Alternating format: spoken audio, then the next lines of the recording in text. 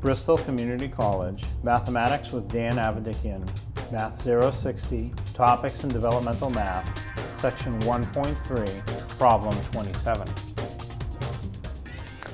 This is Section 1.3, Problem 27. It says Curtis joins the gym so he can lose some weight.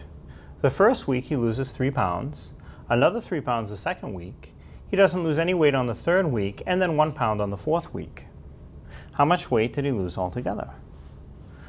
So, what we will do is add the amounts of weight that he lost each week. 3 pounds for the first week, another 3 pounds for the second week.